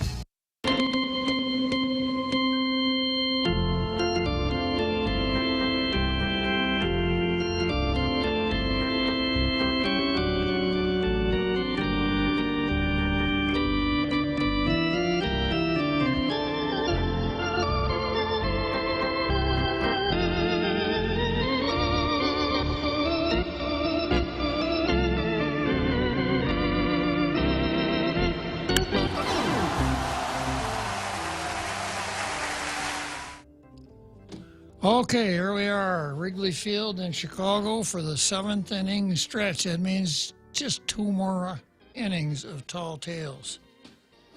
So, Garland's Justice Department moved to dismiss the BLM lawsuit also.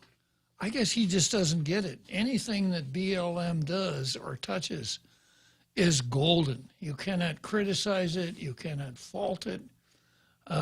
If you're a doctor, you must put on your white coat and go down to Skinner Plaza, get down on one knee for 8 minutes and 23 seconds, and voice support for Black Lives Matter.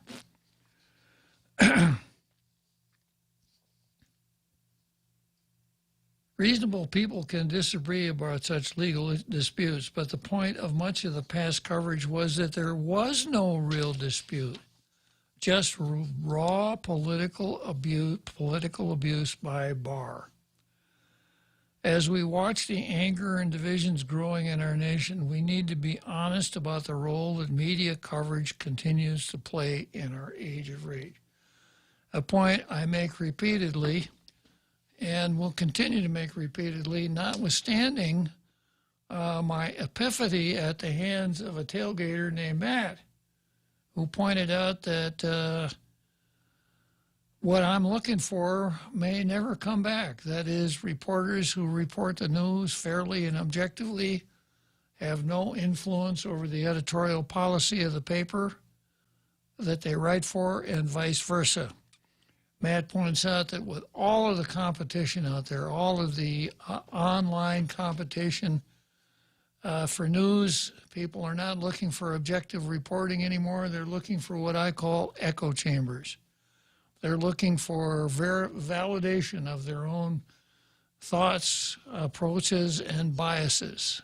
I guess that's why first thing I do when I sit down in front of a TV set is turn it to guess which channel. Silent. Yeah, Fox. Fox News. And, once upon a time, I was always glad when we got off daylight time because Morning Joe came on at 8 o'clock, prime time. And when I've been traveling in the States and, when we up really early to hit the road turn, because I used to really like Morning Joe. He used to have, even his liberals weren't that far left, guys like Juan Williams. And he used to have Patrick Buchanan, and they have conservatives, et cetera. After he fell for Mika, he fell so hard. Hit his head. He hit his head on the left side, and he's never recovered. I can't watch it for any more than 10 minutes now. It's just lost its value. But I suppose folks on the left, I notice even Keith Olbermann has made a comeback. Really? Yeah. Oh, interesting. Yeah. But Keith Olbermann is hard left. So the lefties want to listen to lefties, and the conservatives want to listen to objective broadcasts. There you go. Yeah. As we watch the anger and divisions growing in our nation, we need to be honest about the role that media coverage continues to play in our age of rage. It is little surprise that many are enraged when legal experts state as a fact that the Justice Department is acting without legal bias. That makes for undeniably good ratings. Now that the ratings have receded, however, the law has again emerged with the Biden administration in full agreement with its predecessor's legal arguments. Yeah. That whole photo op incident is really incredibly interesting because they were adamant that he had cleared that out just for that. Yeah. And it turned out to be the Capitol Police did it hours before because they were putting a fence up. Yeah. Yeah. But they had a picture of Trump with a Bible in front of the church. They'd already written their stories.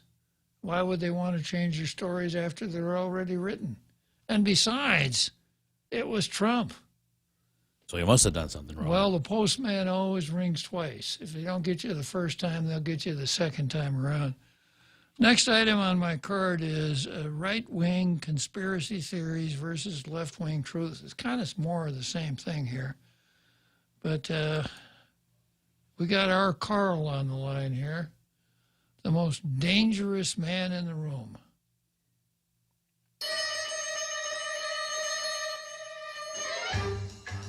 So, just home from a secret mission. I suppose you're still installing the antennae for your surveillance equipment on your roof. Wasn't that what you were doing on Friday, Carl? Yeah, I didn't realize that the word had gotten out about that. Some special linkage to a satellite, some satellite spy capability. Yes, exactly. Always comes in handy these days. Yeah, Bob, I just wanted to weigh in on some thoughts I had. Sometimes I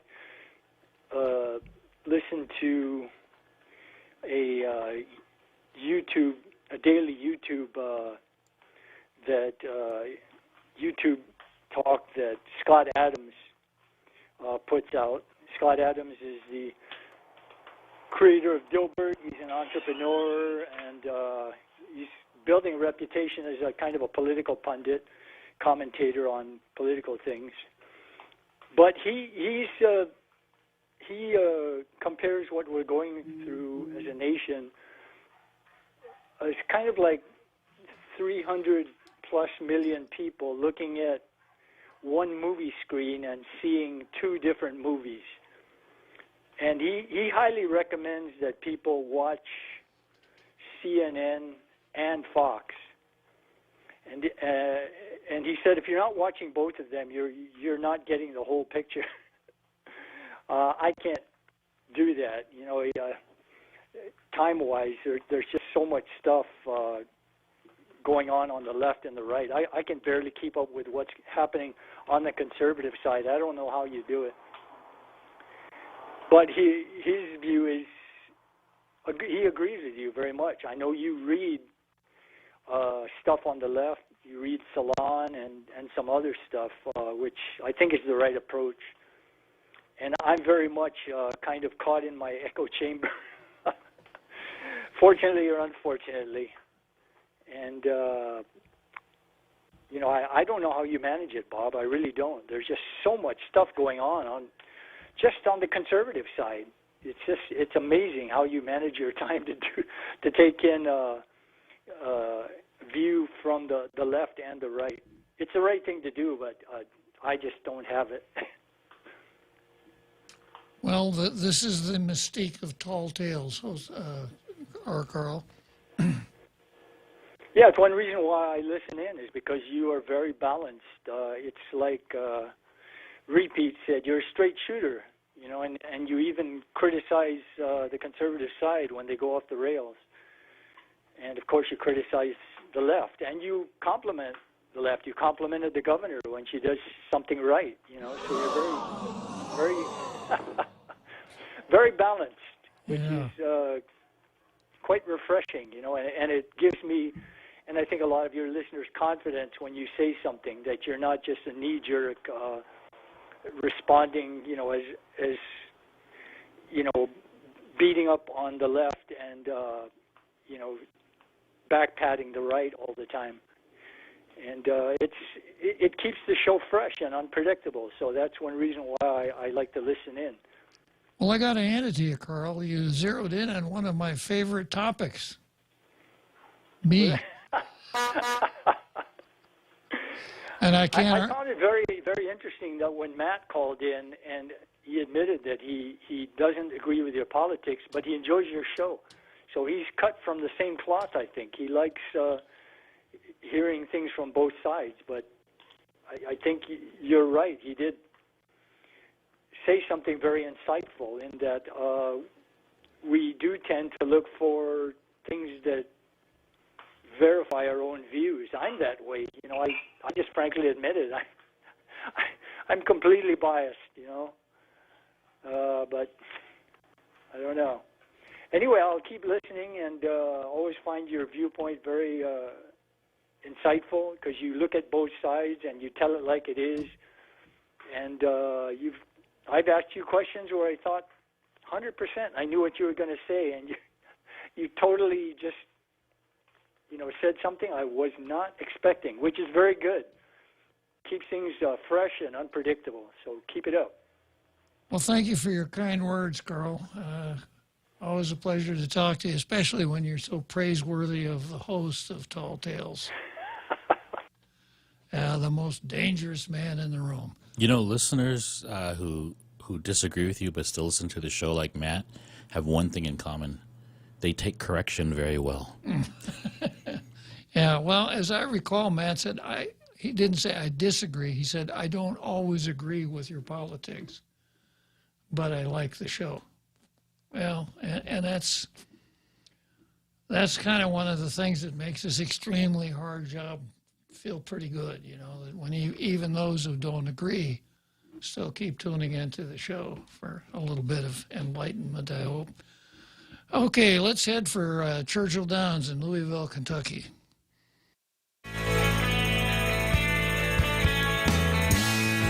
Day, this is Congressman Nicholas. Your congressional office would like to remind you that pandemic unemployment assistance is set to expire on September 6th of this year. We encourage the people of Guam to seek out active employment as much as possible, as jobs continue to remain limited, and we want to prevent hardship for our people at the conclusion of the PUA program. Thank you, and see to us, Mahasi. This ad was paid for with official funds from the office of Congressman Michael F.Q. San Nicolas. Get your shot and win big prizes, Guam. The Office of the Governor and the Guam Visitors Bureau presents Vaccine Win Guam. Protect our community by getting your shot and enter online at visitguam.com/vax for a chance to win. Starting June 14th to July 21st, we'll be giving away weekly prizes of $10,000 cash and a brand new car to lucky residents who are fully vaccinated. That's 6 weeks of Vaccine Win opportunities. Some conditions apply. Log on to visitguam.com/vax for official promo rules or to submit your entry today. Let's Vaccine Win, Guam!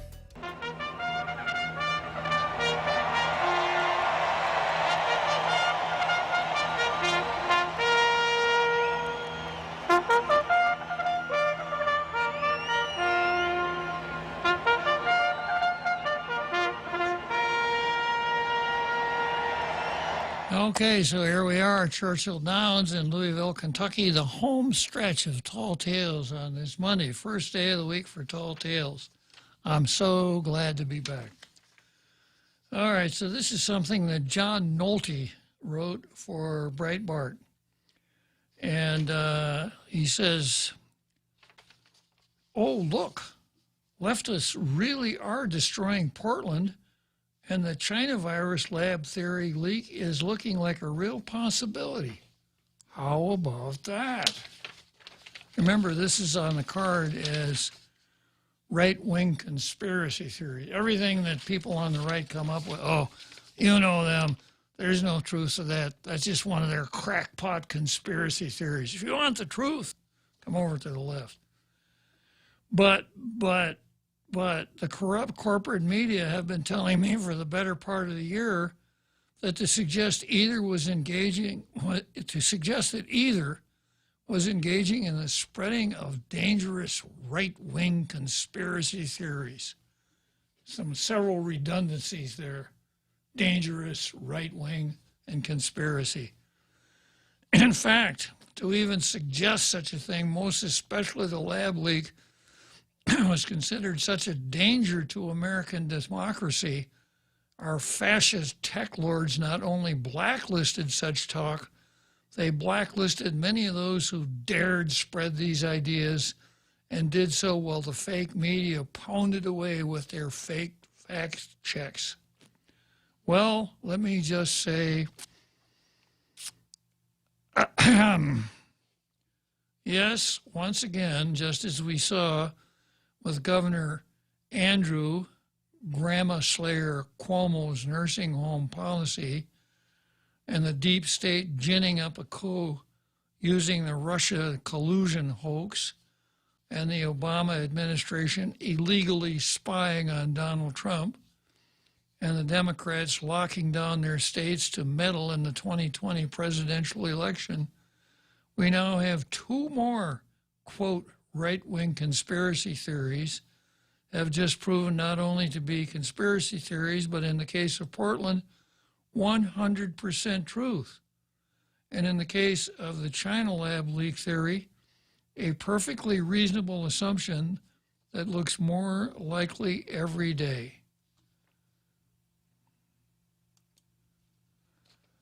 We'll start with Portland. Far left WAPO, Washington Post, July 2020. Violent protest clashes turned Portland into a right-wing boogeyman. Far left Guardian, August 2020. Portland suffers serious street violence as far right return prepared to fight. Far left Vanity Fair, July 2020. Conservative media seizes on Portland is burning narrative. Far left Oregonian, July 2020. Feds right-wing media paint Portland as city under siege. A tour of town shows otherwise. None of these headlines aged very well.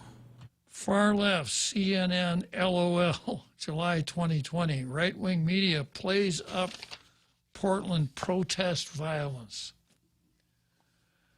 I could go on until we run out of internet, but you get the point. As the domestic left-wing terrorists in Antifa and Black Lives Matter ravaged Portland, the established media launched a coordinated gaslighting campaign to convince anyone still stupid enough to believe the establishment media that Portland was either under siege by Trump supporters or that the right-of-center media were exaggerating the whole thing.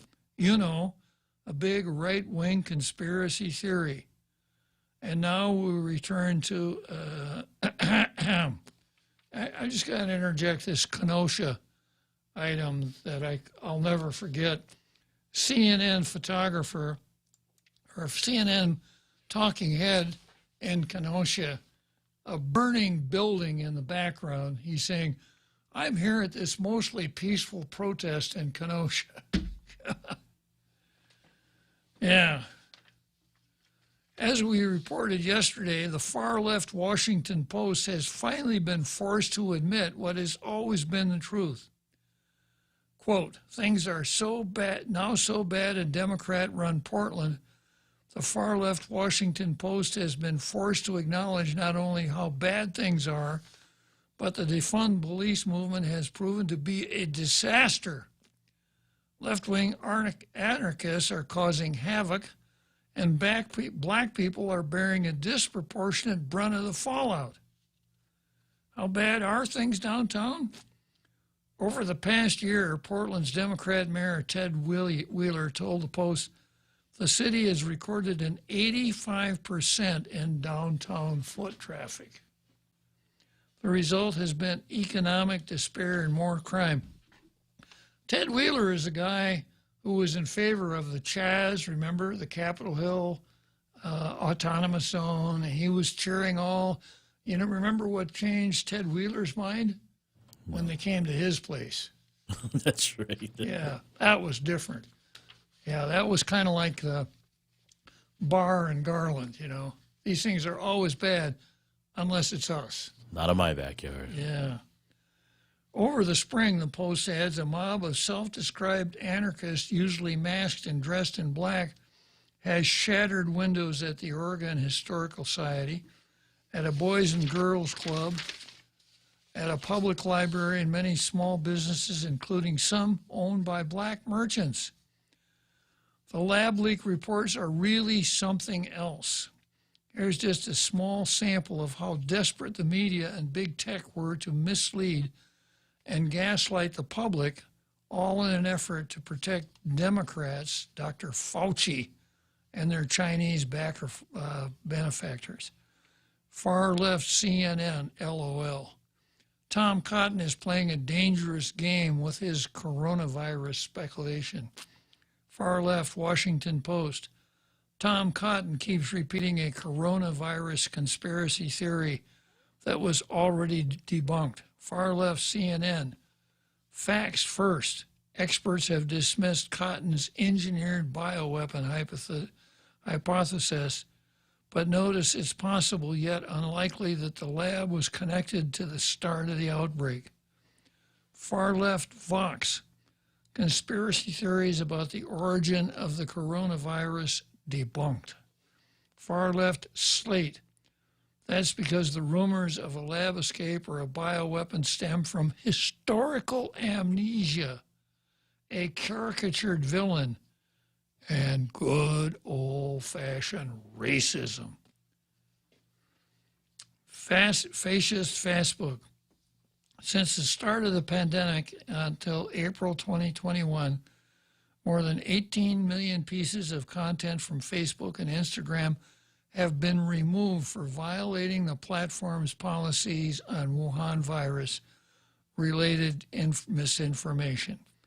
The company says it has labeled more than 167 million pieces of Wuhan virus content in total and are making accounts that discourage vaccines more difficult to find as part of its efforts. Far left PolitiFact. Tucker Carlson guests airs debunked conspiracy theory that Wuhan virus was created in a lab. Far left Washington Post fact checker Glenn Kessler. It's virtually impossible for this virus to jump from the lab. Keep in mind, this wasn't an honest mistake on the media's part or Facebook's part. These fascist serial liars knew exactly what they were doing, knew there were plenty of experts who disagreed and were therefore either ignored or mocked, knew there was always a possibility of a lab leak because common sense says so. The moral of the story is a simple one. Unless you enjoy being lied to, it's time to ignore the media. And here's where Matt's theory comes in. You know, Matt would say, yeah, that's exactly right. Some people enjoy being lied to. I saw an exchange online where somebody asked the honest question, why is it we can say India variant, England variant, but we can't say Wuhan virus? And the honest answer was, that's because the other one is a variant, so you can say where it's from. Yeah. But the virus, it's too racial. Confirmation Confirmation bias strikes again. All corporate media do is lie, mislead, and propagandize. They do so about absolutely everything. There is just no reason to pay attention to them any longer. It's a waste of time and effort. We need to focus on original reporting and pushing the message out. The mainstream media are no longer mainstream. They are discredited and shameless liars looking only to troll and deceive. And no argument for me on that. And of course, I now understand that the reason that they're doing it is because they're appealing to what they see as their base. It's a matter of profit and loss. If they were to be objective and balanced and try to relate all sides of an issue, they would lose some of their readership or some of their leadership, and that's the last thing they want to do. All right, let's see. I've got a caller here that wants to make his mark, and another Joe. So another Joe, can you be quick so we can give Mark a shot?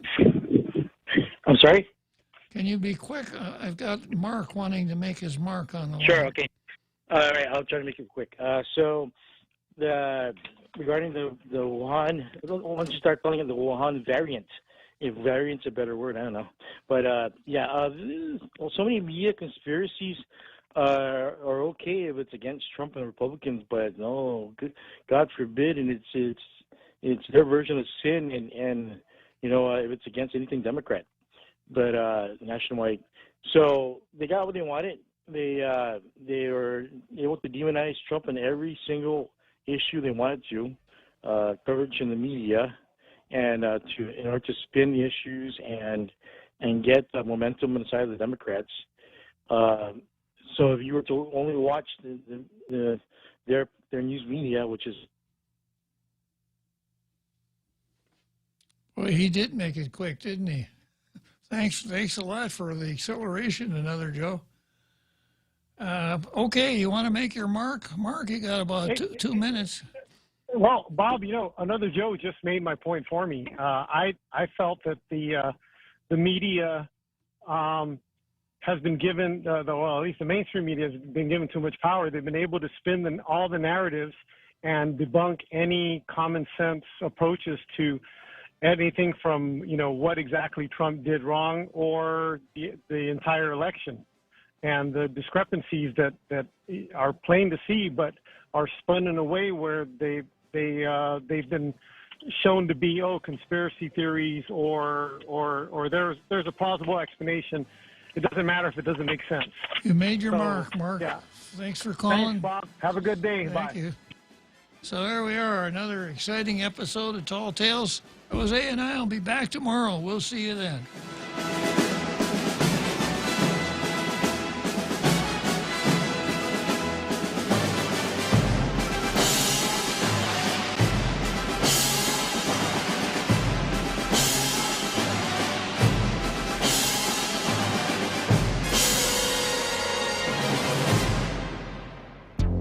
The Point is KUSG, Hagåtña, Guam, 93.3 FM and 104.3 HD3.